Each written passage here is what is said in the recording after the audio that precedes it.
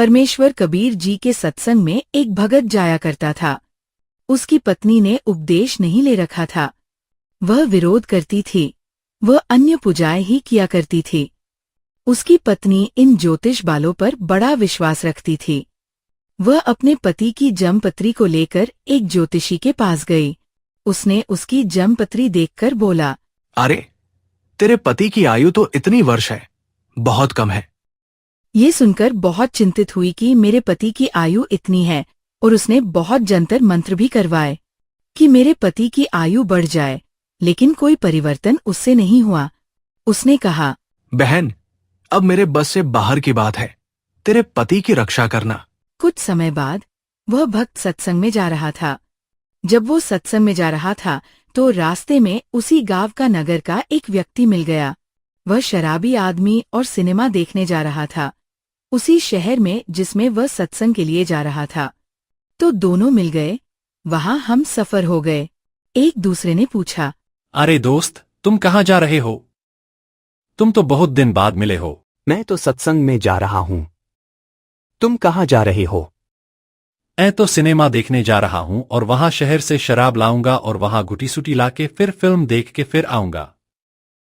चलो मेरे साथ। क्या रखा है तेरे सत्संग में? कुछ ना रखा है। वहां पर यह तो मूर्ख बना रखे हो तुम इन संतों ने। आजा, खान पीन की उम्र है, आज चलो मेरे साथ, सिनेमा देखेंगे और शराब पीकर होटल में रोटी खावेंगे। बस भाई, हम तो सत्संग में ही जाएंगे।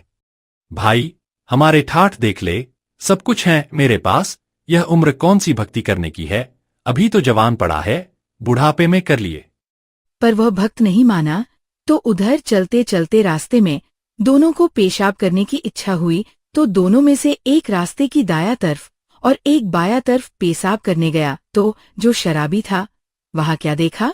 उसने देखा कि वर्षा हो चुकी थी। वर्षा के बाद कुछ मिट्टी हटके एक मटका था। उसमें देखा झांक के तो उसमें सोने की ईंटें मिली। छोटी छोटी ईंटें थी। 100 ग्राम की सोने की ईंटें 4-5 मिल गई। यानी 4-5 का मतलब आधा किलो सोना। सोना लेकर वापस आया और भगत से कहने लगा, देखो भाई, आप तो रोज भक्ति करते हो, सत्संग में जाते हो, और मैं कभी नहीं भक्ति करता, ना भगवान भजता हूँ। सारा दिन मौज मस्ती करता हूँ। देखो मेरे को ये 4-5 सोने की ईंटें मिली। आजा दिखाऊं कहाँ मिली वो। देखो वहां पर वो मटका में मिली। फिर वो शराबी कहने लगा, देख ले, अब तो मान जा, आजा मेरे साथ। इसी तरह चलते चलते रास्ते में भगत के पैर में कांटा लग गया, क्योंकि उसका ध्यान भटक गया था। कांटा लगकर कांटा अंदर ही टूट गया। ये देखकर वो शराबी कहने लगा, देख, अब के करी रक्षा तेरे गुरुजी ने, कांटा भी लग गया, सोना तेरे को मिला नहीं। भाई, मैं तो चला सिनेमा देखने। ये कहकर वो शराबी चला गया और भगत सोच में पड़ गया। गुरुजी से आज ये फाइनल बात पूछूंगा। यह तो बहुत उल्ट से बात हो गई। मैं भक्ति भी कर रहा हूँ, आप पर समर्पण भी हूँ, घर में कोई बरकत भी ना देखती, वह सारे उल्टे काम करे और सोना भी मिल गया निकम्मा ने। ये मन में सोच के गुरुजी के पास आ गया। गुरुजी ने पूछा, बेटा, क्या बात है? बहुत उदास नजर आ रहे हो। गुरुदेव, वैसे तो आपके दास को आपके ज्ञान में कोई त्रुटि नजर नहीं आती। हो सकता है मुझ दास में कोई त्रुटि हो, जिस कारण से मैं आपसे लाभ प्राप्त नहीं कर पा रहा। एक नंबर का निकम्मा आदमी मेरे गांव का, दारूओ पीबे, बकवास सारी करे, सिनेमा देखे। वह मने रास्ते में मिल गया और उसको रास्ते में सोने की 4-5 ईंटें मिला, आधा किलो सोना, और मेरे पैर में कांटा लग गया। उसने मुझे बहुत डगमग करने की चेष्टा की। गुरुदेव, हम भी जीव है, मेरे भी मन में थोड़ा सा खोट पैदा हो गया। मुझ पापी पर रक्षा, दया करो दाता, यह क्या कारण है? बेटा, आज तेरी मृत्यु होनी थी। आज के बाद तेरा जीवन नहीं था, और वो निकम्मा अपनी पिछली पुण्य खर्च रहा है, बर्बाद कर रहा है। उसके पास भविष्य में कुछ नहीं होगा। बेटा, तेरी उम्र बढ़ गई। तेरे आज फाइनल फैसला था।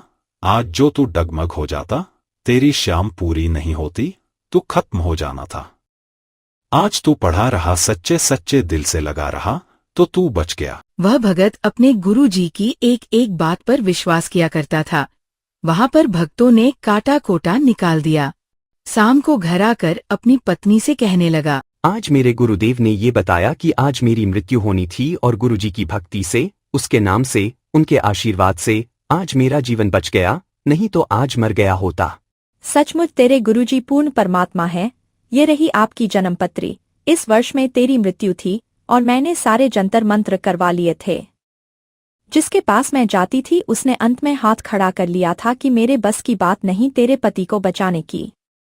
और मैं बहुत चिंतित रहती थी, हमेशा रोया करती थी, भगवान के आगे मेरा पति कैसे बचेगा। ये सारी घटना के बाद उसकी पत्नी ने भी उपदेश लिया। फिर उन दोनों पति पत्नी का अच्छा जीवन रहा, काफी लंबी आयु उसको प्राप्त हुई। तो इस प्रकार हमने अपने परमात्मा के ज्ञान पर ये विश्वास रखना पड़ेगा। इसमें थोड़ा धीरज, धैर्य की आवश्यकता है।